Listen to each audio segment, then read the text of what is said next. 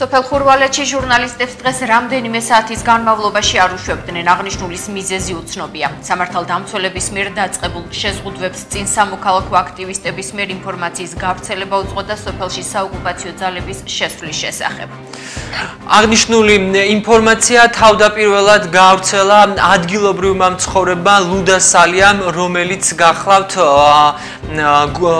ხურვალეთის თავშესაფრის ხელმძღვანელი ლუდა სალია ამბობდა, რომ საოკუპაციო ძალის წარმომადგენლები სოფელში შეიჭნენ, რასაც ეს ინფორმაცია სწრაფად გავრცელდა სოციალურ ქსელებში და იქ სხვა სამოქალაქო აქტივისტებიც ჩავიდნენ, რომლებიც მოითხოვდნენ სოფელში შესვლას, თუმცა მათ იქ შესვლის შესაძლებლობა ქართველმა სამართალდამცველებმა არ მისცეს.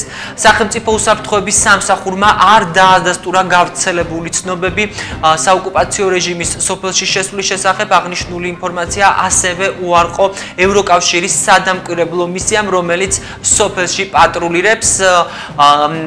ჟურნალისტების ნაწილმა დღის მეორე ნახევარში შეძლო სოფელში შესვლა და იქ არსებული ვითარების გადაღება.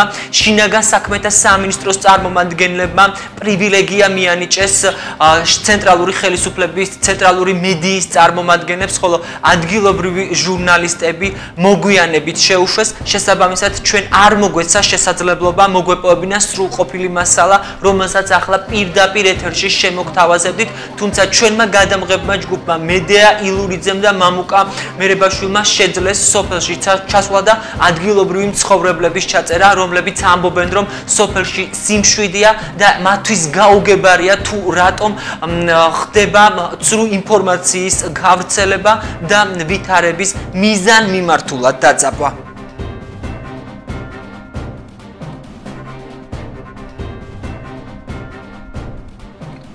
ვიცი სოფელში მეეგრე მგონია რომ ყველაფერი კარგა უნდა იყოს და რა ვიცი ეს არეულობა რაში არის საქმე არაფერი არ ვიცი. რუსები გადმოვიდნენ დღესო ჩვენ კონტროლებად. არავინას არ გადმო რა ვიცი მე არ მინახი აქ არავინა და იმათ თავანთი პოსტი აქვს ჩვენი პოსტი გვაქვს. ისინი თავანთი იმას ტერიტორიას ალბათ უყურებენ ჩვენი. ანუ გავრცელებული ინფორმაცია ცრუა? ბატონო ცრუ ინფორმაცია გავრცელდა, ანუ ალბათ ეგრეა რა.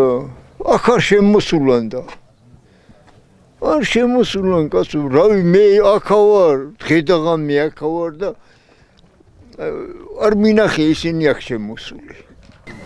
როგორც ხედავთ, ადგილზე სიმშვიდეა, ინციდენტი არ დაფიქსირებულა, ისევე როგორც არ დაფიქსირებულა ბორდერიზაციის ახალი კერები, ადგილზე ევროკავშირის სადამკვირვებლო მისიის წარმომადგენლები. ჩვენ ვიმყოფებით მუდმივი კომუნიკაციის და კონსულტაციის რეჟიმში. მომავალში შესაძლო გაუგებრობების თავიდან აცილების მიზნით მუშაობთ, რათა ჩანიშნულ იქნას ტექნიკური შეხვედრა, რომელიც ატარებს მხოლოდ პრევენციულ ხასიათს და მოხდება ინფორმაციის ურთიერთგაცვლა. აქვე მინდა ვისარგებლო შემთხვევით და მოუწოდო ყველას თავი შეიკავონ პროვოკაციული განცხადებებისა და ქმედებებისაგან, რამაც შესაძლოა კიდევ ერთხელ გამოიწვიოს გარკვეული დაძაბულობა და საფრთხე შეუქმნას ადგილზე არსებულ უსაფრთხო